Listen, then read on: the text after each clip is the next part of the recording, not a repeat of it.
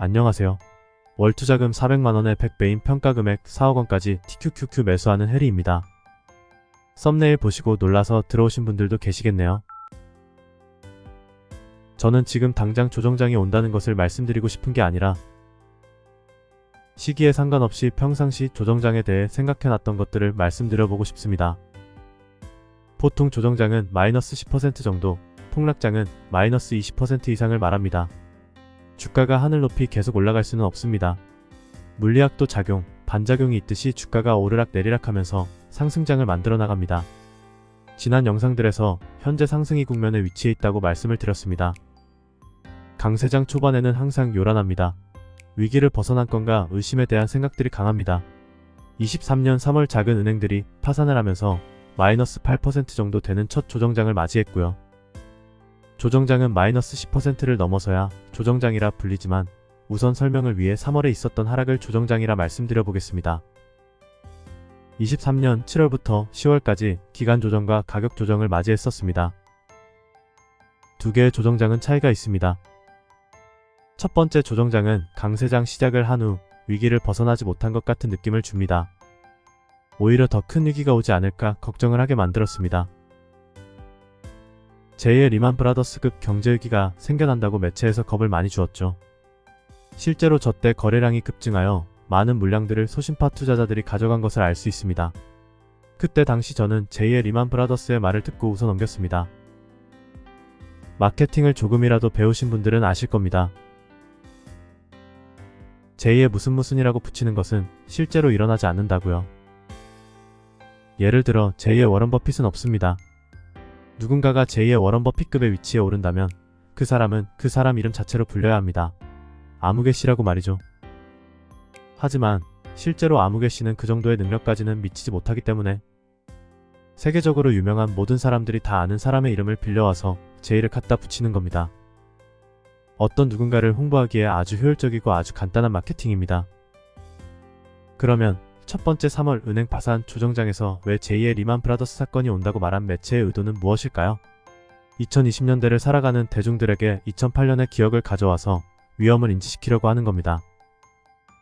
지구의 인류가 존재하고 대를 이어나갈 수 있었던 이유는 위험 회피 본능이라는 것이 존재하였기에 현재까지 살아남을 수 있었습니다.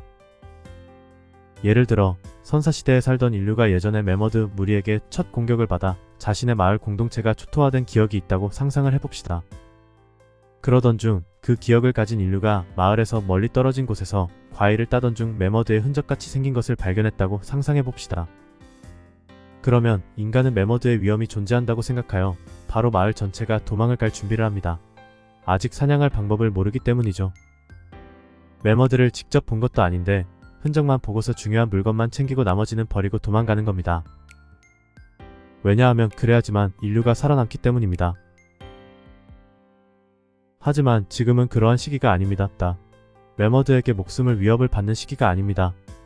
하지만 위험 회피 본능은 인류가 발전을 하였어도 그대로 남아있기 때문에 그 본능을 살짝 건드려주면 인간은 이성을 잃고 선사시대의 인류 본능대로 행동을 하기 시작합니다. 도망갈 준비를 하기 시작하죠. 아주 간단한 본능을 건드려주면 되는 겁니다. 이 본능을 우리 사회에서 매체와 기업들이 대중들에게 정말 많이 사용합니다. 주체적으로 혼자 생각을 못하는 사람들이 대부분이기 때문에 이런 마케팅이 가능한 겁니다.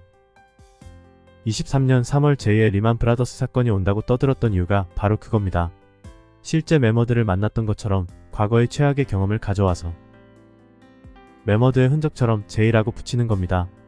그러면 자연히 인간은 이성을 잃고 본능대로 행동을 하기 시작합니다. 막 바닥을 찍고 추후에 있을 상승장을 만나기도 전에 메머드를 직접 보지도 않았는데 메머드 흔적이 무서워서 벌벌 떨고 마을을 버리고 도망을 가는 것처럼 매도하는 겁니다. 전형적으로 지난 23년 3월의 모습이 그러하였습니다. 심리적인 조정장이었죠. 역사상 늘 그랬듯 새로운 위기는 새로운 이름으로 생깁니다. 며칠 뒤 언제 그랬냐는 듯이 옐런 재무장관이 걱정하지 않아도 된다고 말하고 파월도 다음 FOMC에서 안전하다고 말했습니다. 실제로 그런 조치들이 매우 빠르게 이루어졌고요. 제가 느끼는 바로는 당시 미국 정부는 아주 예민하게 움직였습니다. 왜냐하면 2008년 세계 금융위기의 상처가 남아있기 때문입니다. 정부가 매머드의 흔적만을 보고서 놀래서 선제 대응을 하는 겁니다.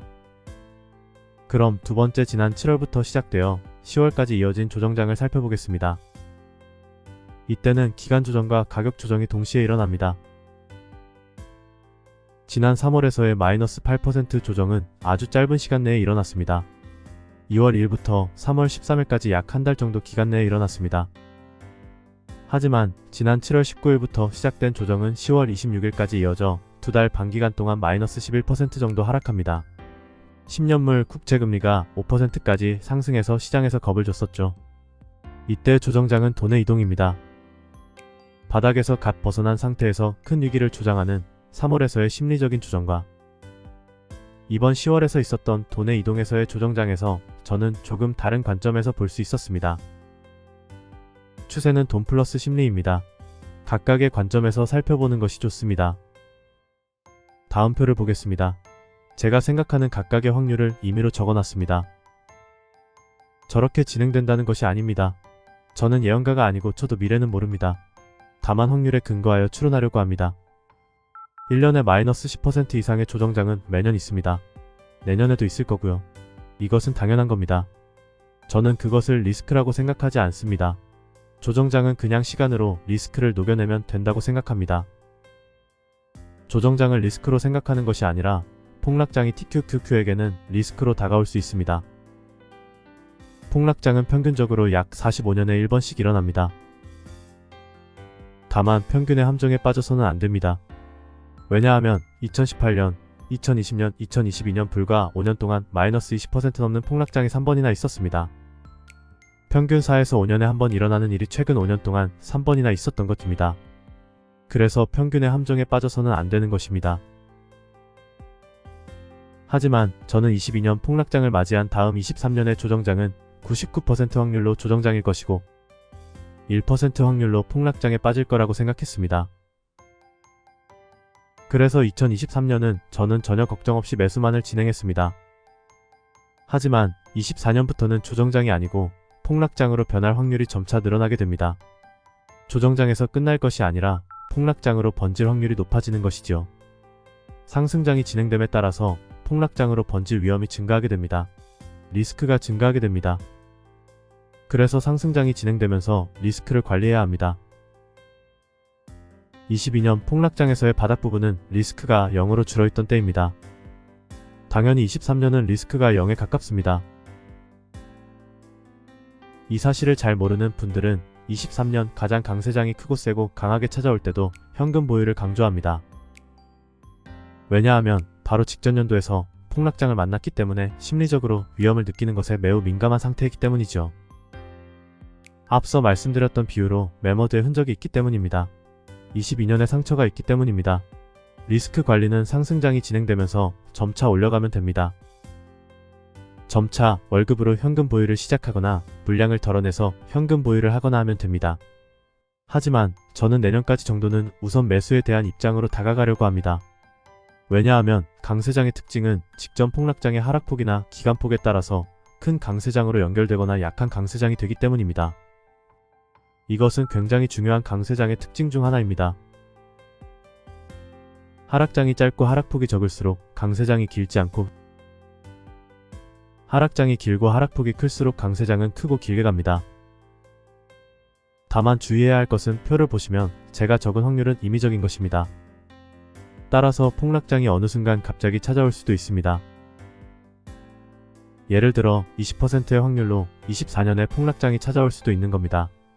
하지만 분명한 것은 상승장이 진행이 되면 될수록 조정장이 아닌 폭락장이 올 확률이 높아지는 것이죠.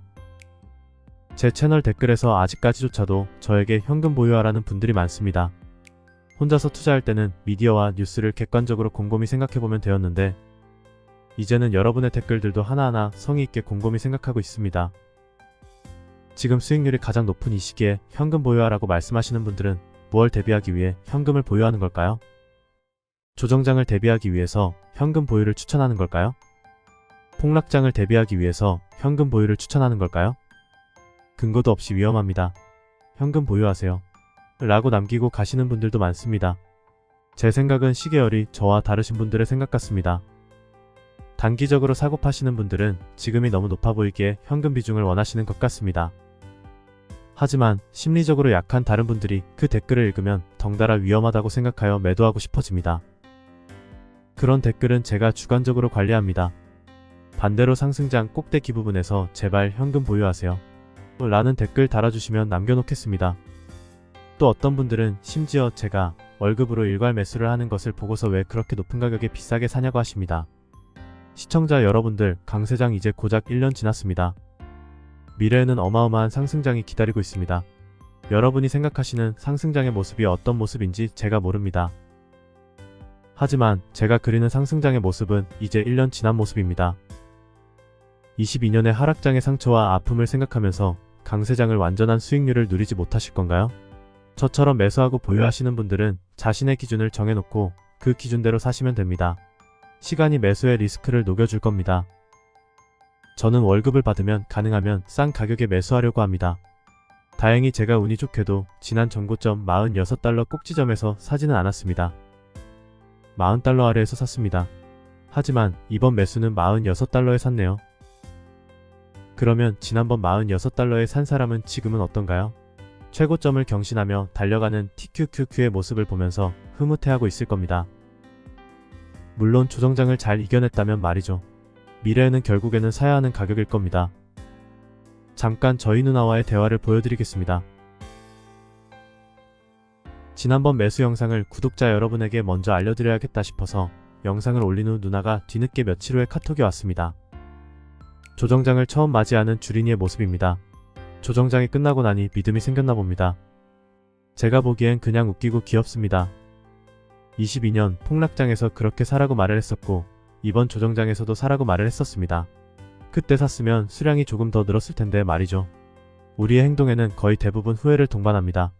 저는 그래서 80%면 잘했다라고 생각합니다. 저조차도 21년 11월 18일에 85달러에 6주를 샀었습니다. 언젠가 85달러의 TQQQ를 구출하러 갈 날을 기다리고 있습니다. 그때 제가 저지른 매수 실수를 시간이 도와주러 갈 겁니다. 만약에 자신이 비싸게 주고 샀더라도 미래에는 어차피 이 가격에 샀을 거야 라고 합리화해도 좋습니다. 영상 참고하실 분 참고해주세요. 좋은 매수, 나쁜 매수에 관련한 내용이 들어있습니다. 대부분의 유튜버가 단기과열이라고 말하고 있습니다. 하지만 시계열을 달리해보면 결국은 사야 할 가격이긴 합니다. 매수 추천이나 권유는 아닙니다.